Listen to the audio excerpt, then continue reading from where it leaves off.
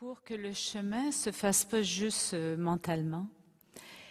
Et vous savez que votre inconscient aussi reçoit en même temps que vous la conférence. Et par le fait même que le chemin soit accompagné aussi avec votre inconscient, votre conscient, pour qu'à la fin de la soirée, vous ayez trouvé un point d'équilibre. Est-ce que ça vous convient? Oui? On y va? Alors, je vais décrire l'épreuve comme étant un choc qui peut être de différentes formes. Ce n'est pas juste la mort d'un être cher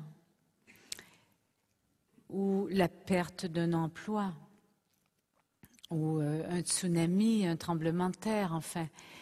Ce qui pour moi,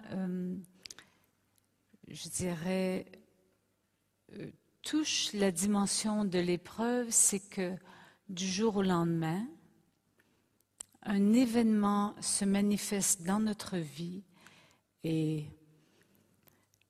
notre vie ne sera plus jamais pareille.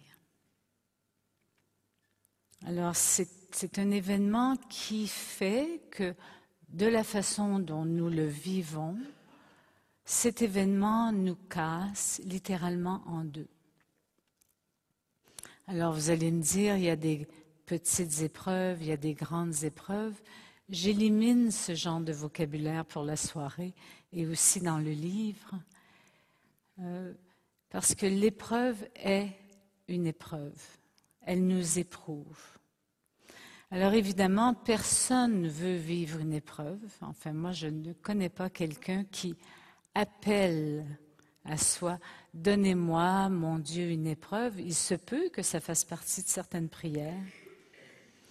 Mais je veux dire, en ce moment, j'ai bien l'impression que les épreuves peuvent se manifester beaucoup plus vite dans notre société qu'on voudrait les vivre.